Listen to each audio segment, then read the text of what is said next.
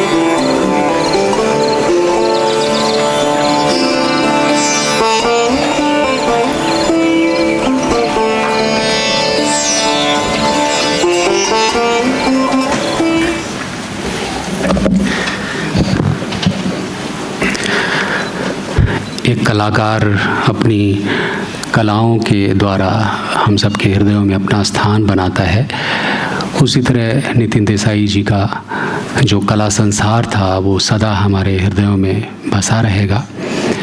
जब भी कोई सिनेमा, जब भी कोई सीरियल आप देखेंगे तो हमेशा वो संसार जो जीवित किया उन्होंने, उसके ज़रिए वो जीवित रहेंगे।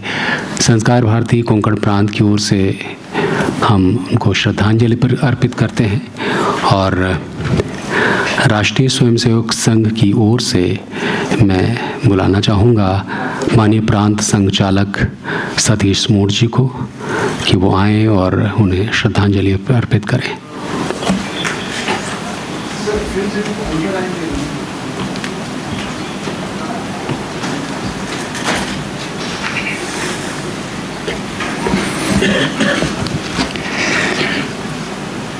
राष्ट्रीय स्वयंसेवक संघ कोंकण प्रांत की ओर से मैं बहुत ही अंतरंग और हार्दिक श्रद्धांजलि नितिन देसाई जी को अर्पित करता हूँ। भगवत गीता में 13वें अध्याय में क्षेत्र और क्षेत्रज्ञ, इसके बारे में कृष्ण अर्जुन को बताते हैं। क्षेत्र और क्षेत्रज्ञ को दूसरे तरीके से हम जानते हैं प्रकृति और पुरुष। प्रकृति जो है वह सारी रचना है, मटेरियल वर्ल्ड है, और जब उसमें पुरुष की स्थापना होती है, कॉस्मिक कॉन्शियसनेस यदि हम पुरुष को कहें, तो प्रकृति जीवित हो जाती है। ऐसी यह क्षेत्र और क्षेत्रज्ञ की कल्पना है।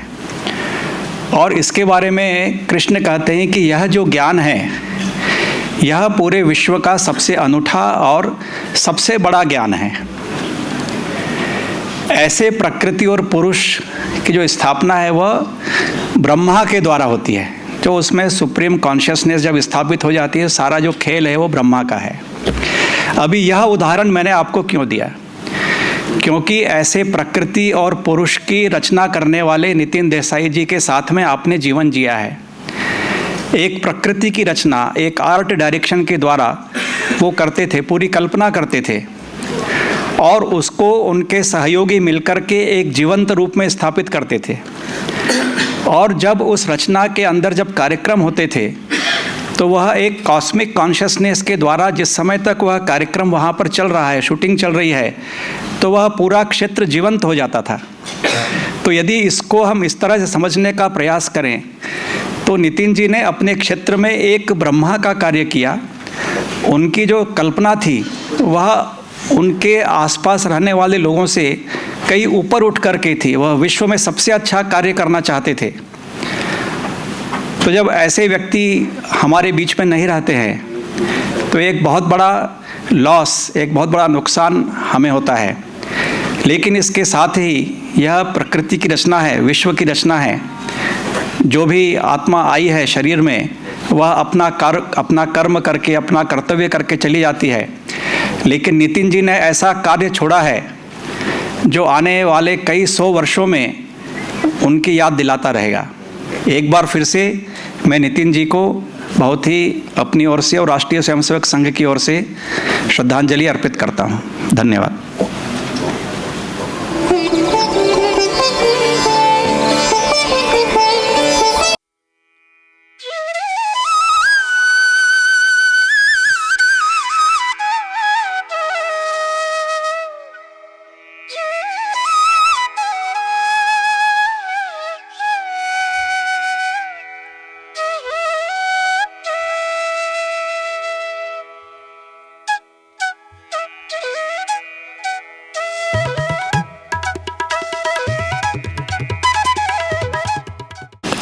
मुझे दादा के साथ काम करने का मौका मिला और मैंने बहुत करीबी के साथ उनके साथ काम किया।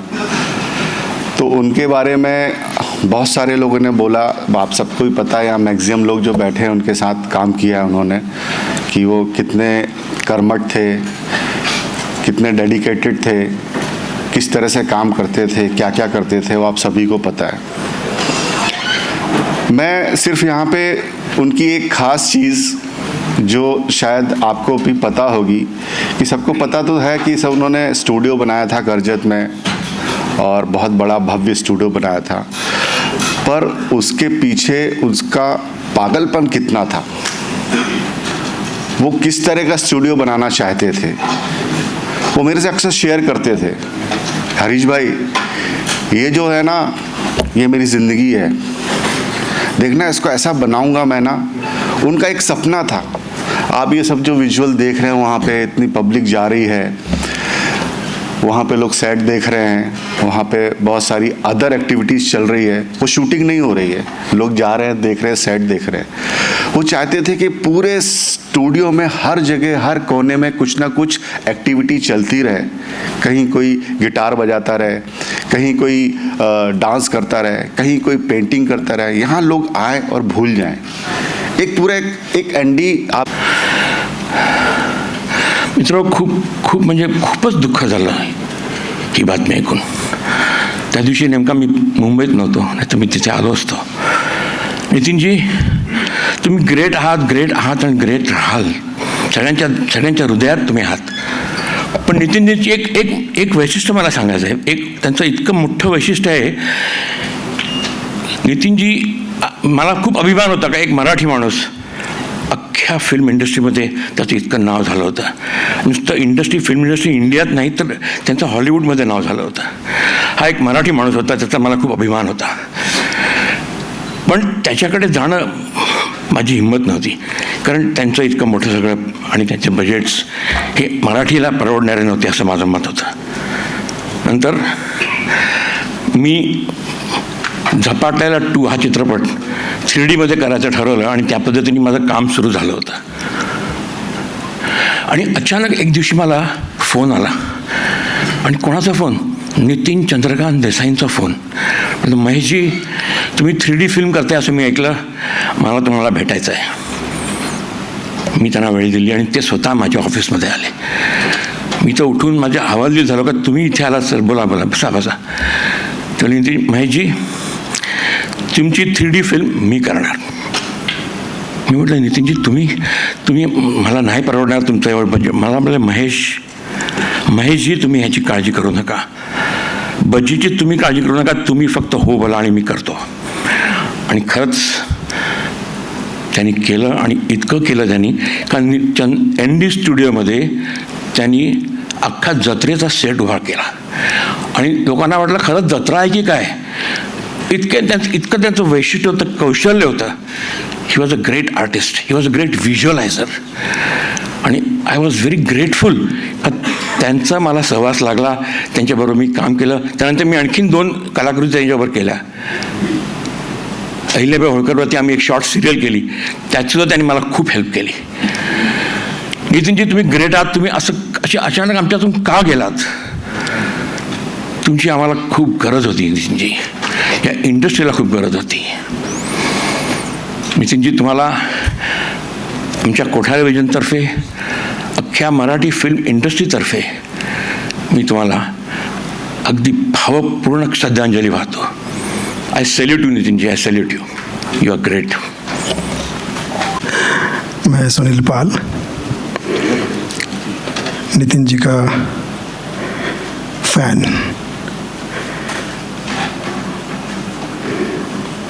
अभी महेश जी ने बताया कि हमारी इंडस्ट्री का एक मराठी आदमी, असल में देखा जाए तो मराठी इंडस्ट्री को शुरू करने वाला ही मराठी आदमी, और इंडस्ट्री को आसमान या हॉलीवुड तक पहुंचाने वाला ये दूसरा मराठी आदमी. ये 2 लोग जिनको हम आधुनिक विश्वकर्मा भी कहते थे. मैं सिर्फ उनका फ़ैन हूँ. 2-3 छोटी छोटी मुलाकातें उनके साथ में हुई. सौभाग्य है मेरा. जब मैं स्ट्रगल करता था अपने काम के लिए, अभी थोड़ा बहुत काम मिलता है, उस वक्त आमिर खान साहब लगान का वर्ल्ड टूर लेके जा रहे थे. अमेरिका, कनाडा, वर्ल्ड टूर पूरे वर्ल्ड में ही जा रहे थे. मोरानिस के द्वारा मेरी मुलाकात लगान की टीम से हुई. आशुतोष गोवारीकर जी ने और आमिर खान साहब ने मेरा ऑडिशन लिया, और मेरा सौभाग्य है कि उस ऐतिहासिक फिल्म के पूरे टीम के साथ मुझे वर्ल्ड टूर करने का मौका मिला, as a mimicry artist, as a comedian. उसके बाद वो फिल्म दादा की सजाई हुई फिल्म, मेरे ख्याल से लगान के बाद ही हमारे बॉलीवुड में या हमारी हिंदी सिनेमा इंडस्ट्री में एक नया रंग, नया रूप, नई सोच मिला आर्ट के द्वारा, आर्ट डायरेक्शन के द्वारा. उसके बाद लाफ्टर चैलेंज मेरे जीवन में आया. उसका 2nd सीज़न लाफ्टर चैंपियन हमने करजत में दादा के स्टूडियो में, ND स्टूडियो में किया. लाफ्टर चैलेंज, लाफ्टर चैंपियन का, जहाँ पर मैं, भगवंत मान, राजू श्रीवास्तव जी और तमाम हमारे पूरी टीम ने उस स्टूडियो को देखा, और ऐसा लग रहा था जैसे हम स्टूडियो में नहीं, किसी और दुनिया में आ गए, कहीं कोई और दुनिया में आ गए. दादा ने इतना सुंदर, वो जैसे कि सभी लोगों ने बताया कि वो कलाकारों के लिए तो ट्रीट है ही वहाँ पे शूट करना.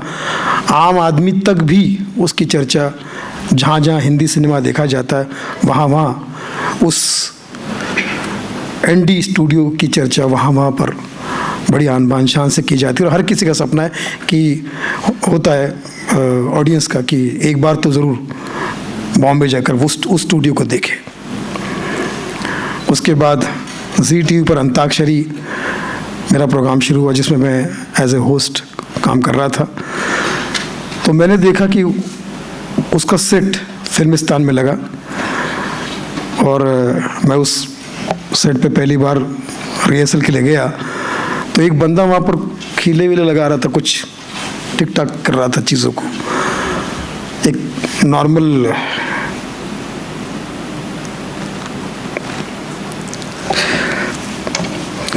कर्मचारी की तरह वो नितिन दादा थे. मैंने उनके पैर छुए, मैंने कहा दादा ये मैं, बोले पता है मुझे तुम एंकरिंग करने वाले हो। उस महान आदमी ने मुझसे पूछा कि तुम्हारा कोई सजेशन है क्या इस।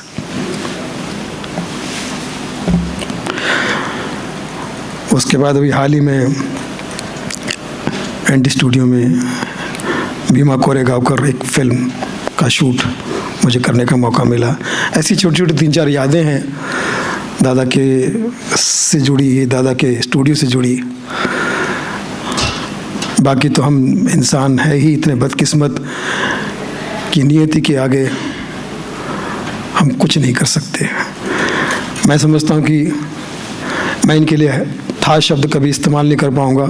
एक उनका फ़ैन होने के नाते, एक छोटा सा कलाकार होने के नाते मैं यही कहना चाहूँगा कि जब तक हिंदी सिनेमा इंडस्ट्री है, जब तक आर्ट डायरेक्शन दुनिया में है, जब तक आर्ट है, तब तक दादा हमारे साथ है और उनका मार्गदर्शन हमारे साथ है।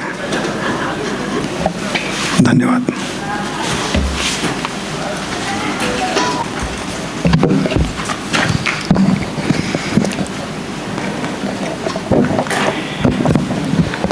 नमस्कार।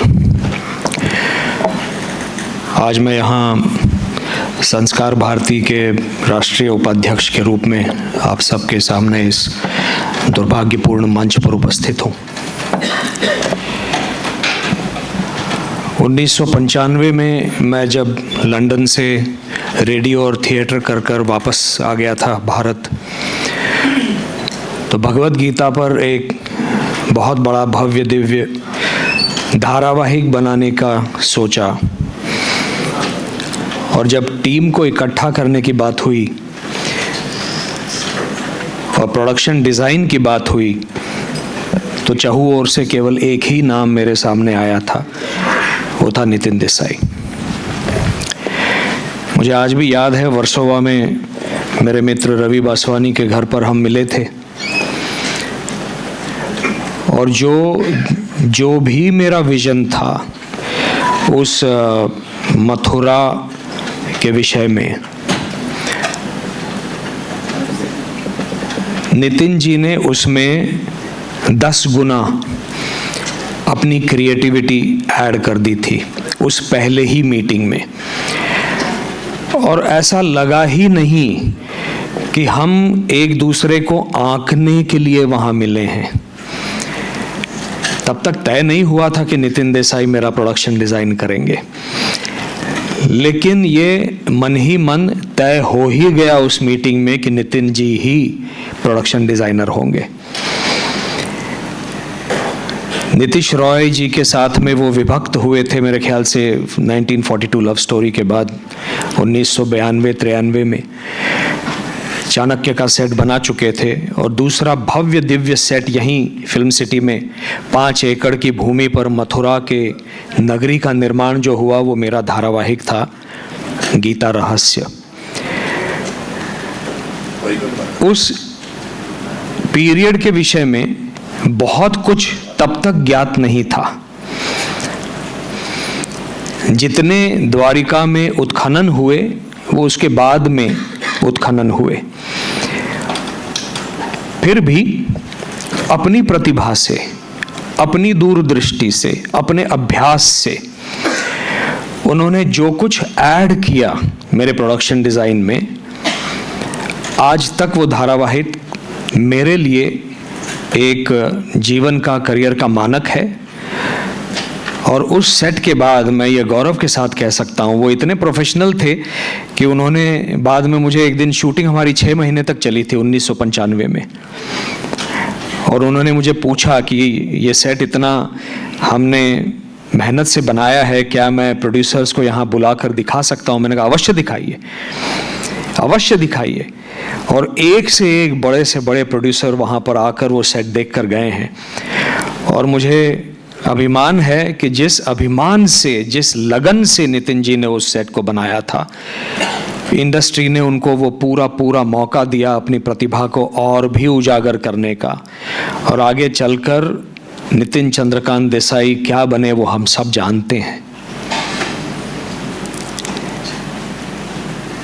दुख केवल एक बात का है कि एनडी स्टूडियो भी उन्होंने जिस विजन से बनाया था उसको वो आधा छोड़कर चले गए। लेकिन अध्यात्म में हम ये मानते हैं कि जिसकी मृत्यु होती है वो पुनः जन्म लेता है, जो जन्म लेता है उसकी मृत्यु होती है। भगवत गीता से मैंने अपने जीवन का यापन करना सीखा है। जातस्य ही ध्रुवो मृत्यु ध्रुवम जन्म मृतस्य च तस्मात् अपरिहार्येऽर्थे न त्वं शोचितुमर्हसि।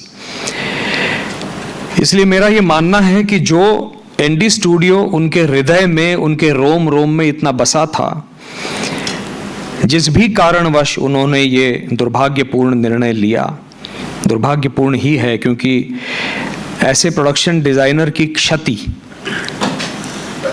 उसकी पूर्ति करना बहुत मुश्किल है। लेकिन जिस प्रकार से ये स्टूडियो और ये कला, प्रोडक्शन डिजाइन की कला, अभ्यासक वृत्ति नितिन जी में मैंने देखी है, तब से वो पुनः आएंगे। और यदि उनकी आत्मा यहीं कहीं है, क्योंकि हम आर्टिस्टों की आत्माएं तो घूमती रहती हैं ऐसी जगहों पे जहां उनका मन रमता है, तो वो सुने कि भारतीय सिनेमा को आपकी आवश्यकता है। आप किसी न किसी रूप में आइए, किसी और नाम से आइए, और ये जो कला की क्षति हुई है उसकी पूर्ति कीजिए। मेरा ये मानना है। उनके परिवार को मेरी शोक संवेदना, एक पिता की, एक पति की कमी किसी के भी कोई भी शब्द पूर्ण नहीं कर सकते, ये मैं जानता हूँ।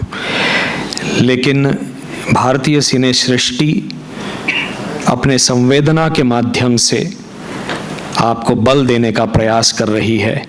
आप बल पाइए, भगवान पर विश्वास रखिए और सबल होकर इस परिस्थिति का सामना कीजिए। यही मेरी ईश्वर चरणों में प्रार्थना है, आपके लिए दुआ है, आपसे थोड़ा सा बड़ा होने के नाते आशीष है। संस्कार भारती की ओर से नितिन चंद्रकांत देसाई जी की कला, उनकी लगन, उनकी दूरदृष्टि और उनकी स्मृति को पावन वंदन। नमस्कार।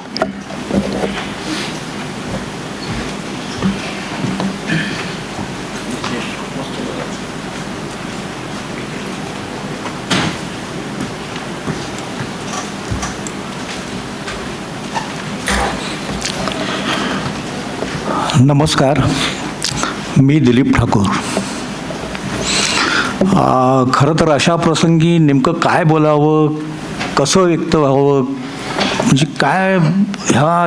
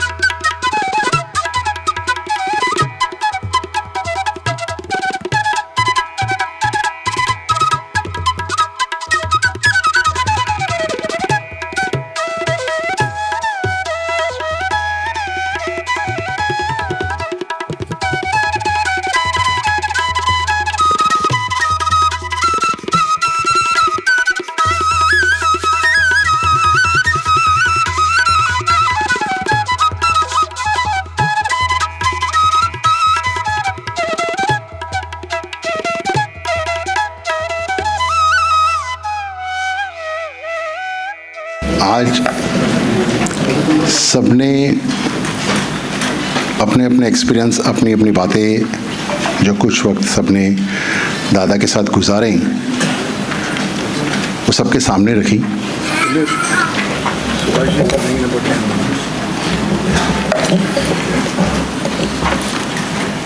पर हम वो असिस्टेंट्स जो दादा के शुरू के टाइम से लेके अभी तक उनके साथ जुड़े थे, वो एक्सपीरियंस अगर बातें शुरू करेंगे तो शायद सालों लग जाएंगे, ख़त्म ही नहीं होगी। उनसे बहुत कुछ सीखा था। उनसे किसी भी लड़ाई में कैसे लड़ना, किसी भी कार्य को कैसे पूरा करना, कैसे कठिन से कठिन परिस्थिति में टाइम पे सेट देना, वो उनसे बहुत कुछ हमने सीखा था। आज उनकी कमी खलती है क्योंकि सर से हाथ उठ गया हमारे। पर हमें याद है कि दादा सुबह 5:30 बजे मीटिंग के लिए निकलते थे और घर जाने का कोई टाइम नहीं होता था। वो रात को 2 बजे भी सेटों पे विजिट करते थे, 3 बजे विजिट करते थे और 3 बजे बोल के जाते थे कि मुझे 5 बजे फिर यहाँ जाना है। हम लोग परेशान होते थे कि आप घर कब जाएंगे और सोएंगे कब और निकलेंगे कब। पर वो बोलते थे कि नहीं, मेरा काम है, मेरा काम है, मेरा काम है और ये मुझे करते ही रहना है। एनडी स्टूडियो एक सिर्फ स्टूडियो नहीं था, ये एक प्रॉपर्टी नहीं थी। एनडी स्टूडियो एक ड्रीम था दादा का और उन्होंने अपनी लाइफ पूरी उस ड्रीम को सजाने के लिए, उस सपने को साकार करने के लिए पूरी लाइफ लगा दी। आज जो लोग भी मीडिया में जो भी बातें कहते हों, पर उनको एक चीज़ समझनी होगी आज कि इस इंसान ने सिर्फ एनडी स्टूडियो के लिए अपने पूरी ताकत लगा दी, पूरी लाइफ। चाहे जो कर्जे की बात कर रही है मीडिया या जो भी कर रही है, पर है तो एनडी स्टूडियो के लिए। वरना दादा इतने बड़े प्रोडक्शन डिज़ाइनर थे, उनको एनडी स्टूडियो खोलने की ज़रूरत ही नहीं थी। उनके पास तो ऐसे भी कामों की कमी नहीं थी, काम तो तब भी चल रहे थे। सोचना, कभी कभी हम लोग ताज्जुब में हो जाते थे कि दादा ये कैसे होगा, पर दादा हमेशा कहते थे कि नहीं, सोच बड़ी रखो, सब होगा। प्रेम रतन धन पायो लार्जर देन लाइफ सेट लगे हुए थे। सारे पॉलिटिकल्स, सबसे उनके अच्छे ताल्लुकात थे। मतलब हम लोग सोचते थे कि आप पार्टीज का भी काम कर रहे हैं, दादा फिल्मों का काम कब करेंगे? नहीं, सबको देखना अपना काम है। हमें पता है कि उनको सारे पॉलिटिकल पार्टी से फ़ोन आते थे, आप ये कर लो, आप ये कर लो, आप ये कर लो। और दादा हम किसी को, मुझे नहीं लगता कि किसी को ना कहा है उन्होंने। वो खुद खड़े रहते थे, खुद काम करवाते थे कि ये ऐसे होगा, ऐसे होगा। पूरा एग्जीक्यूशंस उनका खुद का ही होता था। बहुत दुख की बात है कि आज हम इकट्ठे हुए हैं उनको श्रद्धांजलि देने के लिए। वो आज हमारे बीच नहीं है, पर कहता है ना कि समय से बड़ा कोई नहीं, ऊपर वाले की मर्जी के आगे किसी की नहीं चलती। पर हमें लगता आणि पक्षाच्या वतीने मी आणि शालिनीताई, आमचे शशांक नागवेकर, संदीप सावंत, विशाल आणि आमच्या सर्व सहकाऱ्यांच्या सोबत आज, माफ़ करा मला, माझी जरा तब्येत बरी नसल्यामुळे बसून बोलतोय, त्यामुळे प्लीज गैरसमज न करून घेता मला माफ़ करावं। खरं म्हणजे त्या दिवशी जी घटना घडली, दुःखद, दुर्दैवी, स्पीचलेस मॅडम बोलायला का नाही, कारण माझ्या आणि नितीनदादांचे संबंध खूप मैत्रीचे, जिव्हाळ्याचे आणि आम्ही खूप वेळा रेग्युलर भेटायचो। इनफॅक्ट आत्ता त्यांच्या जेव्हा मुलीचं लग्न होतं तेव्हा त्यांनी मला फोन केला होता की त्यांना सन्माननीय राजसाहेब ठाकरेंना लग्नपत्रिका द्यायची आहेत। मग मी, नितीनदादा, आम्ही राजसाहेबांच्याकडे पत्रिका द्यायला गेलो होतो सकाळच्या वेळी।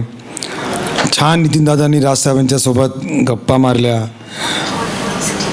हॉलिवूडचे सेट्स, आणि आता राजसाहेब पण कलाकार असल्या कारणाने त्यांच्या फक्त गप्पा राजकीय विषय एकही राजकीय विषय न करता त्या दीड पावणे 2 तासाच्या मध्ये हॉलिवूडचे सेट्स कसे आहेत, बॉलिवूडचे सेट्स, हा सेट मी कसा केला, ह्याच्यावरच फक्त सेट आणि त्यांचं काम, क्रिएटिव्ह काम, ह्याच गोष्टींवर 2 तास फक्त चर्चा झाली होती.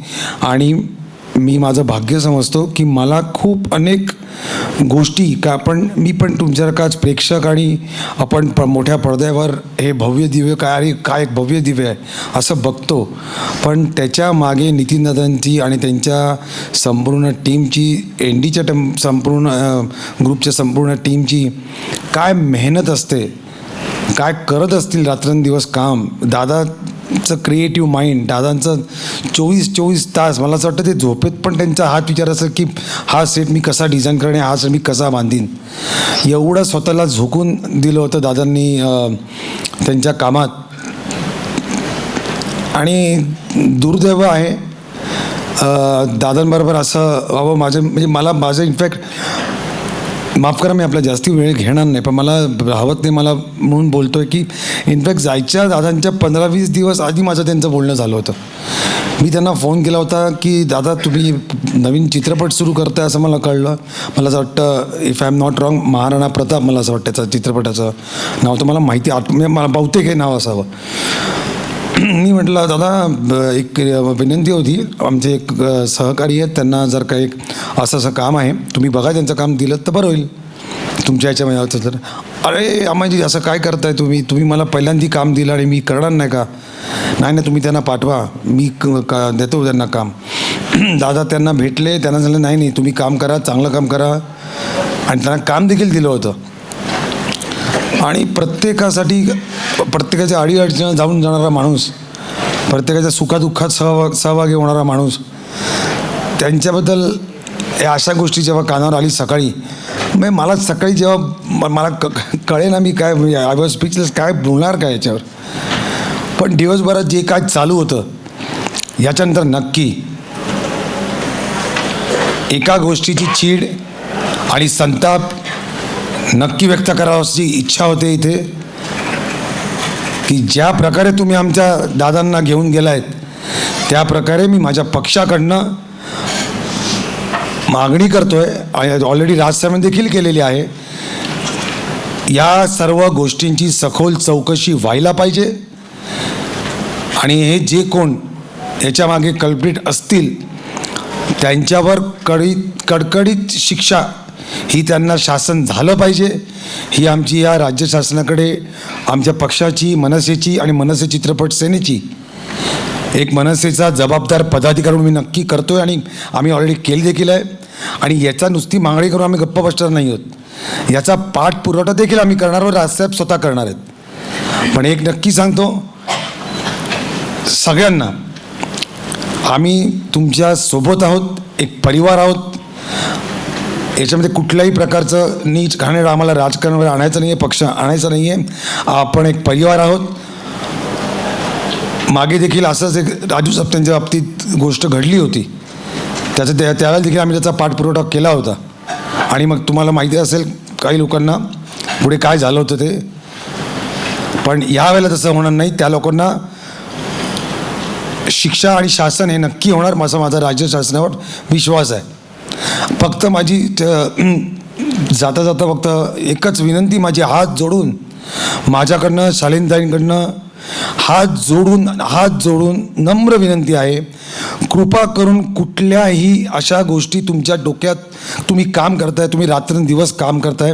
मला माहिती आहे आपण सगळेच कोविडच्या नंतर कुठल्या परिस्थितीतून गेलोय, जातोय, अजूनही आपण सावरलेलो नाही आहोत, अजूनही आपण बाहेर आलेलो नाही आहोत. सगळं हळूहळू स्थिर स्थावर होतं आहे. दादांनी घाई नव्हती करायला पाहिजे होती. माझं तर म्हणणं आहे दादांनी किमान एकदा राजसाहेबांच्या कानावर घातलं असतं. मला माहिती आहे, मी राजसाहेबांना ओळखतो, राजसाहेब दादांच्या मागे खंबीरपणे उभे राहिले असते आणि आपण आज इकडे शोकसभेला भेटण्याची आपल्याला गरजच नसती लागली. एकदा फक्त दादांनी राज ठाकरे साहेबांच्या कानावर घालायला पाहिजे होतं. मी प्रामाणिकपणे सांगतोय सहकाऱ्यांनो, अगदी प्रामाणिकपणे सांगतोय. आणि तुम्हाला देखील विनंती आहे, अशा कुठल्याही प्रकारची गोष्ट तुमच्यावर, तुम्हाला कुठली बँक असो, कोण असो, जर का तुम्हाला कोण त्रास देत असेल, कर्ज वसुलीसाठी किंवा कुठल्या गोष्टींसाठी तुम्हाला कोणी परेशान करत असेल, तुम्हाला फोन करून रिकव्हरीसाठी तगादा लावत असेल, आमचे नंबर ओपन आहेत. आमची पक्षाची कार्यालय महाराष्ट्रभर आहेत. रात्री अपरात्री कितीही वाजो तुम्ही आमच्याशी संपर्क करा. तुमच्या घरामध्ये तुम्हाला त्रास झाला कोणी येणार नाही हा शब्द मी देतो. फक्त आमच्या एकदा कानावर घाला. आमच्याकडनं नाही झालं आम्ही राज ठाकरे साहेबांकडे घेऊन जाऊ. आमच्याकडे येऊ, आमच्या कानापर्यंत फक्त आमच्या कानापर्यंत घाला. आम्ही तुमच्या सोबत आहोत. कृपा करून विनंती आहे की अशा प्रकारची कुठलीही गोष्ट करू नका. ही माझी हात जोडून विनंती आहे. मी नितीन चंद्रकांत देसाई दादांना महाराष्ट्र नवनिर्माण सेना आणि महाराष्ट्र नवनिर्माण चित्रपट कर्मचारी सेनेतर्फे विनम्र आदरांजली वाहतो आणि त्यांच्या परिवाराच्या, त्यांच्या सहकाऱ्यांच्या, एन.डी. स्टुडिओच्या प्रत्येक परिवाराच्या आणि अख्ख्या एन.डी. स्टुडिओ टीमच्या, मी, माझा पक्ष, माझे सहकारी, आम्ही सहभागी आहोत. त्यांच्या कुटुंबांना देखील माझी विनंती राहील की तुम्हाला देखील पुढे काही गोष्टी तुम्हाला कधी आमची काही गरज लागली काही असेल, कृपा करून काकांकडे माझा नंबर आहे, काकांकडनं नंबर घ्यावा. कृपा करून आम्हाला संपर्क करा आणि आपण आपली काळजी घ्यावी. देव आपल्याला यातनं बाहेर येण्याचा, मला बोलायला तुम्हाला माहिती आहे तुम्हाला हे खूप कठीण आहे, पण अशी देवाची माझी मनापासून इच्छा आहे. धन्यवाद.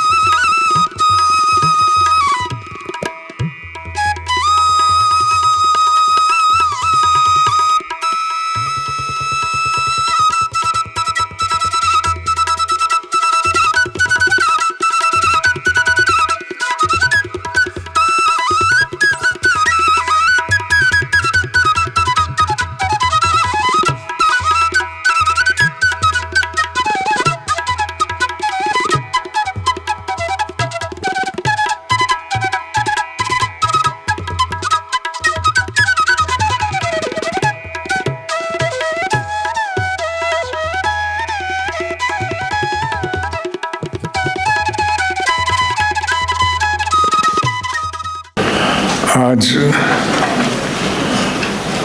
आपकी सभी भावनाओं जो आपने प्रकट करने आए हैं हमारे मित्र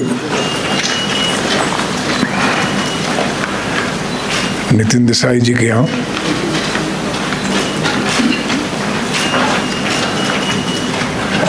मैं उन्हें एक हमेशा उच्च स्थान में मानता रहा हूँ।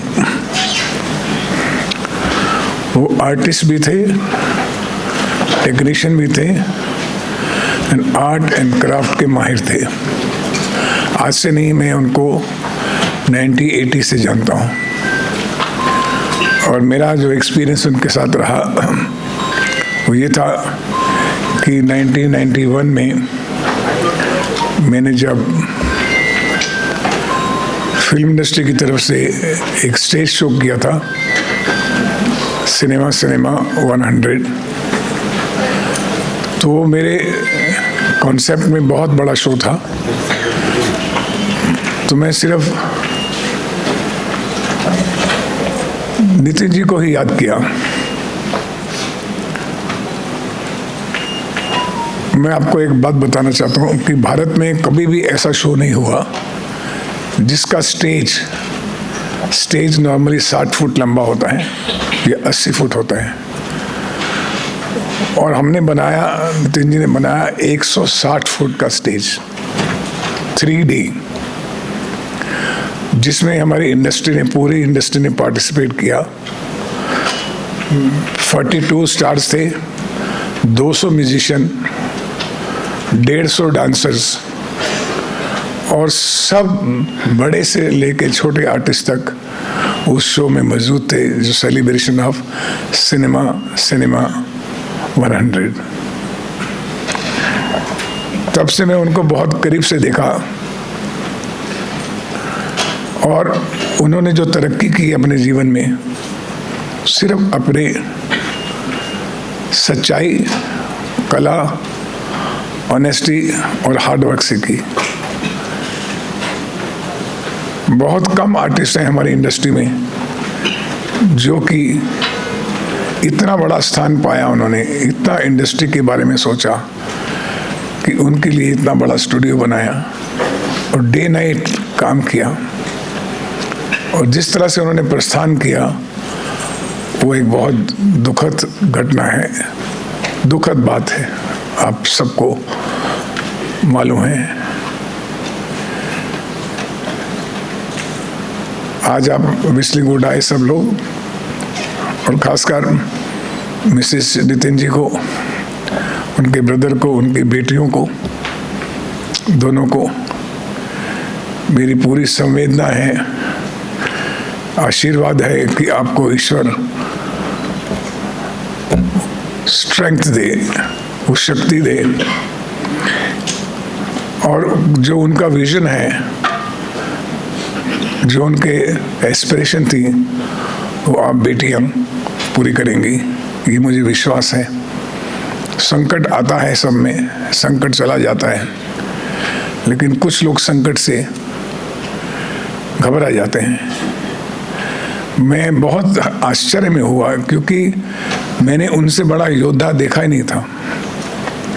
He would face all kind of opposition, struggles, crisis, and he would smile all the time.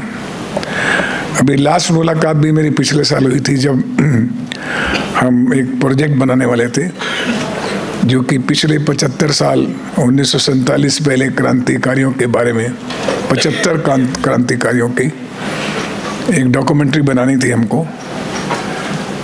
तभी मेरी मुलाकात उनसे हुई और इधर ही विस्लिंग वुड में हुई, और बहुत एक्साइटेड थे कि सुभाष जी आप और हम फिर से मिलके ये प्रोजेक्ट जो है एक मेमोरेबल प्रोजेक्ट बनाते हैं। वो हमेशा ऊंचा सोचते थे, और हर डायरेक्टर के लिए, हर प्रोड्यूसर के लिए, हर क्लाइंट के लिए, हर इंसान के लिए वो एक इंस्पिरेशन थे, एक प्रेरणा थे। ये बात मैं आपको तहे दिल से कह सकता हूँ। भगवान उनकी आत्मा को शांति दे, हम उनको हमेशा मिस करेंगे। He has been an iconic figure for the film industry, and he will remain the iconic figure for the industry. My all condolences to the family and to the friends and his team. बस हम क्या कर सकते हैं, प्रार्थना कर सकते हैं और उनके विचारों को आगे ले जाके उसको कैसे अपने अपने तरीके से एग्जीक्यूट करें वही कर सकते हैं। आपके आने का बहुत बहुत धन्यवाद।